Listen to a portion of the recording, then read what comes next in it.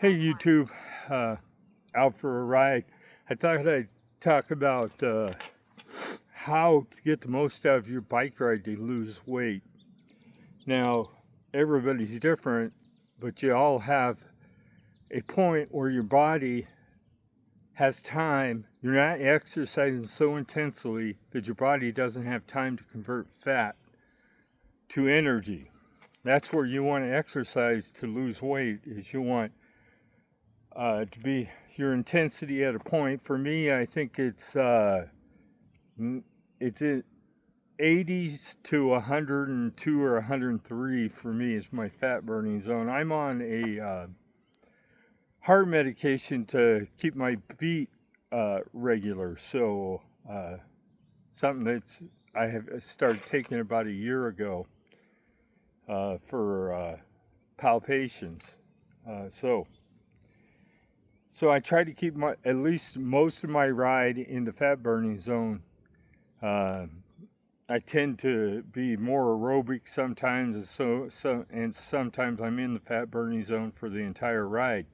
Your intensity what you start with is probably going to carry through for your whole ride. So if you start intense, you're probably going to be intense for your whole ride. But if you start slow and then try to speed up after you start riding, you end up not getting the same results. It's once your body gets used to that intensity level, it thinks that that's where you should be. And I've got thousands and thousands and thousands of miles of riding, hundreds of thousands of miles of riding. I found that throughout my whole lifetime, how I start out affects how I end. So if I start out fast, I'm probably going to end fast because I'm going to carry that speed through most of the ride. Now, if your physical fitness doesn't allow you to do that, of course you're going to slow down the longer you ride. I try to put a good mix of lengths of rides in too. If I want just an aerobic exercise, I just go as fast as I can from start to finish, and I tend to ride a shorter distance when I want an aerobic exercise. But when I'm trying to work on losing weight, I want my intensity to be a little lower and longer so that I'm burning more calories. Typical rides for me are between 1,100 calories and almost 2,000, just depending on how far I go. Longest rides I go for is usually between 34 and 37 miles.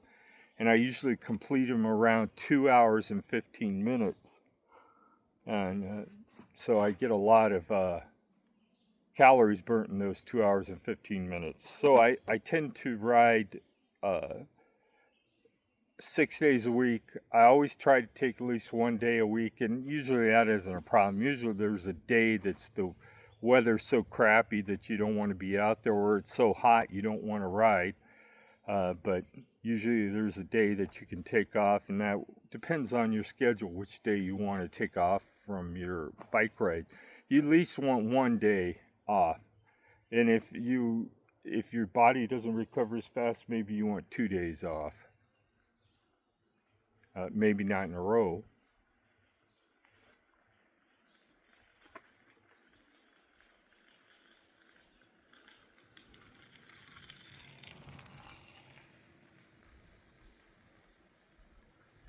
Oh, lots of people on the trail.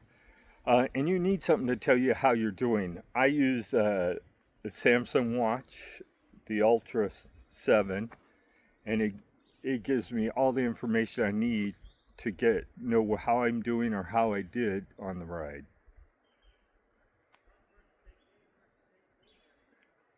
Yeah, lots of e-bikes out here today.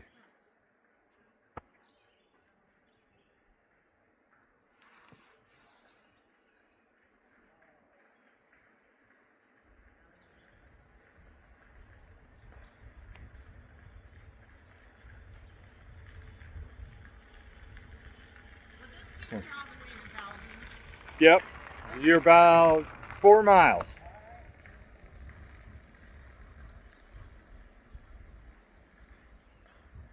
So that being said, You need something to judge how you're doing, and don't use your bike computer that comes on your bike if you have an electric one. You really need an add-on device, either a watch with heart rate monitoring, or a cycling computer that does that. Now they make cycling computers that you can wear a heart rate strap with, and it will record the information. Without that heart rate, you're not getting any kind of accuracy out of how many calories you burn. It needs to know how fast your heart is beating to calculate how many calories you actually burn. So keep that in mind. This Galaxy Watch Ultra is probably the best watch I've owned many smartwatches. It's the best watch for keeping track of what you're doing.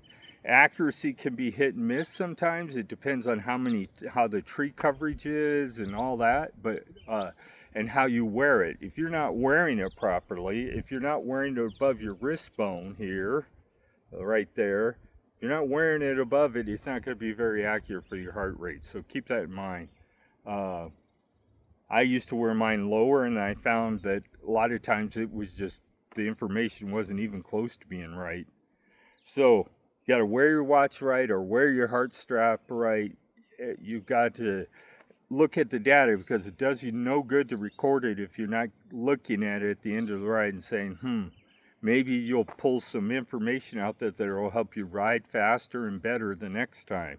Or will tell you, this one will tell me how much of my ride I spent in the fat burning zone, so I know whether it's helping me lose weight or if I'm just getting physically fit. I'm down to about 216 still. I think I was there the last time I talked to you guys. I don't remember, but I'm down to 216, and I've kind of hit a plateau.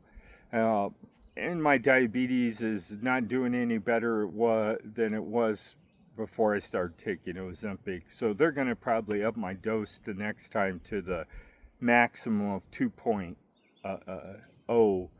I imagine that I'll start losing weight pretty fast after that. Every time they've raised it, it's helped with the weight loss. And then with the 2.0, I'm almost up to Wegovy strength, so I'm probably going to lose another 30 pounds. And 30 pounds, I'll be exactly where I should be as far as weight. The weight that I should be weighing is 179 to 130 something. I have a lot of muscle mass.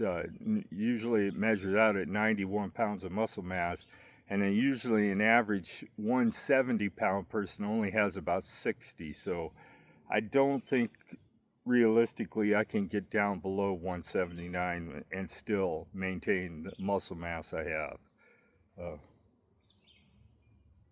Another bicyclist.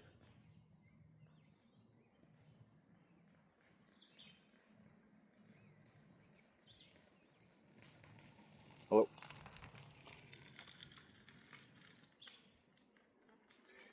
Anyway, the bugs are getting me.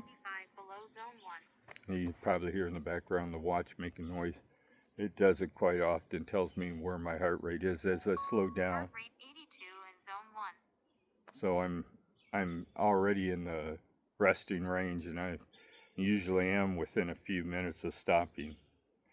So I just thought I'd do a video, let you guys know that you need something to record the data for you, to let you know how you're doing, and to judge your rides by all the previous ones, to know if you're gaining fitness or you're in the right zone to lose weight. That's pretty important, more important than most people probably give it credit for. So get something to measure your heart rate, get something that helps track your workouts, whether it's a bicycle computer or a watch or something that you put on your arm. Now, Samsung makes a fitness watch that really doesn't do all the things this does for about $40. And it's a great device to help keep track of your cycling. So get out there, spend the money and buy something that gets you the information you need so you can too lose weight and get where you need to be in life. That being said, y'all have a great day. Like, subscribe, you know what to do.